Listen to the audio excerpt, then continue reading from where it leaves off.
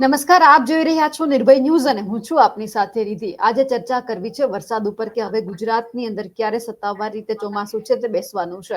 કારણ કે pre monsoon activity હવે પૂરી થઈ ગઈ છે. ગુજરાતની અંદર અમુક એવા વિસ્તાર છે કે જ્યાં ખાલી હળવોથી મધ્યમ વરસાદ પડી રહ્યો છે. હવે જ્યારે સત્તાવાર ચોમાસું ક્યારે બેસવાનું છે, આપણે જોયું ભીમ 11 પણ જતી રહી છે. વાવણી લાયક એટલો બધો વરસાદ નથી થયો, તો અષાઢી બીજ હવે નજીકમાં છે, તો ત્યારે વાવણી લાયક વરસાદ થઈ જશે કે કેમ, તેમને લઈને ચર્ચા કરીએ. મારી સાથે અત્યારે હવામાન નિષ્ણાંત પરેશ ગોસ્વામી જોડાયેલા છે. પરેશભાઈ, નિર્ભય ન્યૂઝમાં આપનું સ્વાગત છે. જી નમસ્કાર. પરેશભાઈ, હવે ચોમાસું કેટલું દૂર છે ગુજરાતથી? આમ તો ચોમાસું બેન હાથ વેતમાં છે, એટલે કે અત્યારે મહારાષ્ટ્ર સુધી પહોંચી ગયું છે. પણ જેવી રીતે અમે ઘણા સમયથી માહિતી આપતા હતા એ મુજબ કે મહારાષ્ટ્રમાં ચોમાસું આવીને નિષ્ક્રિય થયું છે, મોન્સૂન બ્રેકની કન્ડિશન સર્જાય છે. અને ઘણા લાંબા સમયથી અમને ડર હતો કે 2025 ની અંદર મોન્સૂન બ્રેકની કન્ડિશન સર્જાઈ શકે છે. બેન, મને પણ યાદ છે ત્યાં સુધી નિર્ભય ન્યૂઝના માધ્યમથી પણ અમે મોન્સૂન બ્રેકની કન્ડિશન વિશે એપ્રિલ ને મે મહિનામાં પણ વાત કરી ચૂક્યા છે. અને એ અત્યારે મોન્સૂન બ્રેક કન્ડિશન ચાલી રહી છે. સામાન્ય રીતે જોવા જઈએ તો મહારાષ્ટ્રમાં જે ચોમાસું અત્યારે પહોંચ્યું છે મુંબઈ નજીક, ત્યાં ચોમાસું 5 જૂને આવતું હોય છે. પણ આ વર્ષે ત્યાં 26 જૂને ચોમાસું 26 મેએ ચોમાસું પહોંચી ગયું હતું. એટલે સમય કરતા 9 દિવસ વહેલું ત્યાં ચોમાસું પહોંચી ગયું. 9-10 દિવસ ચોમાસું વહેલું આવ્યા પછી ત્યાં નિષ્ક્રિય થયું. અને અત્યારે હજી ચોમાસું નિષ્ક્રિય છે, પણ અરબ સાગર ઉપરથી ગુજરાત તરફ ભેજવાળા પવનો જે ફૂંકાઈ રહ્યા છે, સામાન્ય રીતે જોવા જઈએ તો અત્યારે જ્યાં સુધી ચોમાસું ગુજરાતમાં પ્રવેશ ન કરે ત્યાં સુધી મોટા ભાગે પશ્ચિમના પવન હોવા જોઈએ. પણ એની જગ્યાએ અત્યારે પવનો છે દક્ષિણ પશ્ચિમના, એટલે કે નૈઋત્ય દિશાના પવનો આવી રહ્યા છે. અને નૈઋત્ય દિશાના પવનો ત્યારે જ આવે કે જ્યારે નૈઋત્યનું ચોમાસું પહોંચે. એટલે એ પવનો જ્યાં જ્યાં પહોંચે ત્યાં નૈઋત્યનું ચોમાસું પહોંચ્યું ગણાય છે. અત્યારે નૈઋત્યના પવનો ચોક્કસથી આવી રહ્યા છે, પણ ભેજ નથી અને કોઈ વરસાદી સિસ્ટમ નથી, એટલે ચોમાસું રોકાયેલું છે. અત્યારે જે નૈઋત્યના પવનો છે અને ભેજવાળા જે અમુક આવી રહ્યા છે, એને કારણે પ્રી મોન્સૂન એક્ટિવિટી પણ જોવા મળી રહી છે. જેવી રીતે ગઈકાલે જોઈએ તો ગઈકાલે સૌરાષ્ટ્રના અનેક વિસ્તારોની અંદર વરસાદી માહોલ જોવા મળ્યો. એ જામકંડોળાના વિસ્તાર હોય, ધોરાજીના હોય, વિસાવદર ભેસાણના ગ્રામ્ય પંથકો હોય, અને એ સિવાય પણ અનેક વિસ્તારોની અંદર ગઈકાલે પ્રી મોન્સૂન એક્ટિવિટી જોવા મળી. ને એ પ્રી મોન્સૂન એક્ટિવિટી થોડીક તીવ્ર હતી. એવી જ રીતે જો આવનારા 2-3 દિવસ સુધી આ પ્રી મોન્સૂન એક્ટિવિટી ચાલવાની છે. આજે તારીખ થઈ ગઈ છે 7 જૂન 2025. આજે પણ એ પ્રી મોન્સૂન એક્ટિવિટી જોવા મળશે. જો કે આવતીકાલથી આ પ્રી મોન્સૂન એક્ટિવિટીમાં ઘટાડો પણ થશે. પછી એ પછીનું જે સેશન હશે, જેમાં 16 થી 20 તારીખમાં એમાં વધુ તીવ્ર પ્રી મોન્સૂન એક્ટિવિટી થવાની છે. જેની અંદર સૌરાષ્ટ્રના દરિયાઈ કાંઠાના તમામ જિલ્લાઓ, પોરબંદર હોય, જુનાગઢ, ગીર સોમનાથ, અમરેલી, ભાવનગર, બોટાદ, રાજકોટના કોઈ કોઈ ભાગો, આ બધા વિસ્તારોમાં વરસાદો જોવા મળશે. અને દક્ષિણ ગુજરાતના વલસાડ, વાપી, નવસારી, ડાંગ, બિલીમોરા, બારડોલી અને ભરૂચ સુધીના વિસ્તારો, એ તમામ વિસ્તારોમાં પણ 16 થી 20 તારીખમાં વરસાદો જોવા મળશે. પણ ખાસ કરીને એ વરસાદો હશે બેન, એ વરસાદો હશે એ પણ સાર્વત્રિક નહીં હોય, છૂટાછવાયા હશે. જેવી રીતે અત્યારે આપણે છૂટાછવાયા કોઈ કોઈ જગ્યાએ થંડરસ્ટોર્મ એક્ટિવિટીના વરસાદો પડી રહ્યા છે, એ જ મુજબના વરસાદો હશે. ઠીક છે કે અત્યારે વિસ્તારોની દ્રષ્ટિએ ઓછું છે, પણ ત્યારે 16 થી 20 વિસ્તારમાં વધારો થઈ શકે, વધારે વિસ્તારમાં એ અસર જોવા મળશે. પણ જે નૈઋત્યના ચોમાસાની વાત છે, તમે જે સવાલ કર્યો કે નૈઋત્યનું ચોમાસું ક્યારે, ત્યારે હું આપને જણાવી દઉં કે 21 થી લઈ અને 25 તારીખ વચ્ચે, આમ તો 21 થી 25 વચ્ચે નૈઋત્યનું ચોમાસું છે ગુજરાતમાં પ્રવેશ કરી જશે.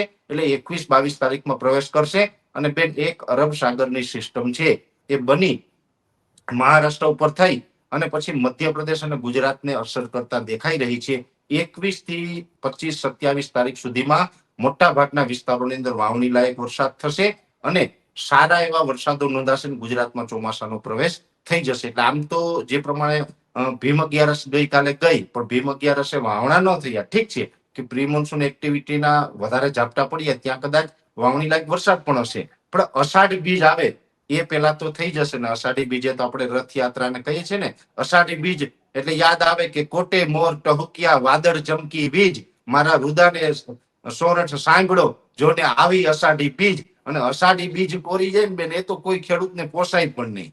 એટલે એ કોરી નહીં જાય. અને અષાઢી બીજ પેલા બધાને વ્યવસ્થિત વાવેતર થઈ જશે. અષાઢી બીજ સુધીમાં, એટલે કે 21 થી 27 તારીખ સુધીમાં સૌરાષ્ટ્ર, મધ્ય ગુજરાતના અનેક વિસ્તારો અને દક્ષિણ ગુજરાતના તમામ વિસ્તારો, એટલા વિસ્તારોને ચોમાસું આવરી લેશે. અને 27 તારીખથી લઈ અને 6 જુલાઈ સુધીમાં લગભગ ગુજરાતના તમામ વિસ્તાર, પછી કચ્છના વિસ્તારો હોય, સાબરકાંઠા, બનાસકાંઠા, વાવ, પછી અરવલ્લીના ભાગો હોય, તમામ વિસ્તાર એટલે કે બધા વિસ્તારોમાં ચોમાસું સક્રિય રીતે ફરી વળશે. અને જૂન અને જુલાઈ આ બંને મહિના દરમિયાન હજુ પણ આપણે વાવણીના સારા એવા વરસાદો જોવા મળશે અને એકંદર ચોમાસું છે એ બેન નોર્મલ કરતા સારું રહેવાનું છે, આટલું ચોક્કસ કહી શકાય. તમે અરબ સાગરની વાત કરી કે સિસ્ટમ સક્રિય થવાની છે, ગુજરાતને સૌથી વધારે અસર કેટલો સમય સુધી કરશે?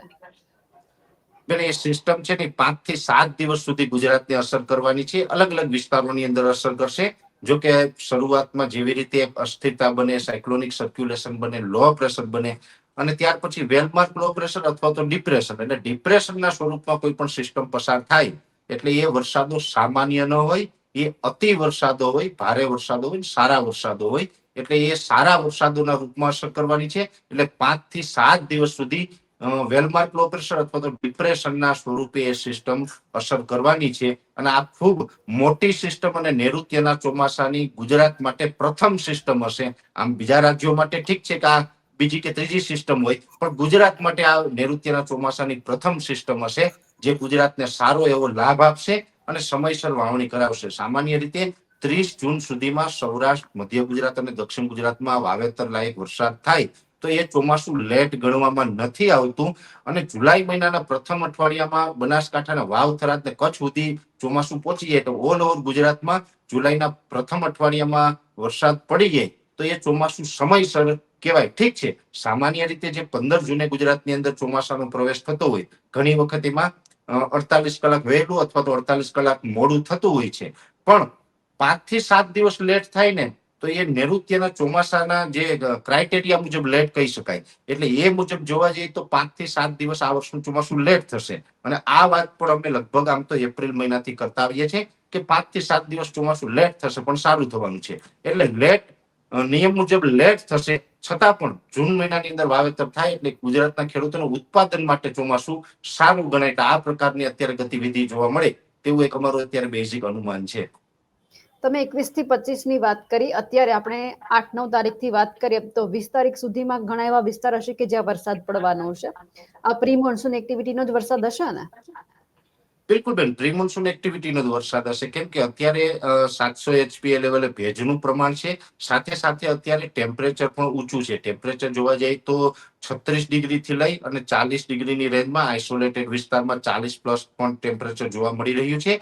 આ ટેમ્પરેચરની સાથે જે હ્યુમિડિટીનું પ્રમાણ વધારે છે એટલે આ હ્યુમિડિટીને કારણે ફીલ લાઇક અપ આવી રહી છે. એટલે ફીલ લાઇક અપ આવી રહી છે એટલે જે વિસ્તારમાં 38 ડિગ્રી તાપમાન હશે તો ત્યાં ફિલિંગ છે ને એ 40-41 ડિગ્રીને આવે, કેમ કે ભેજનું પ્રમાણ વધારે હોય.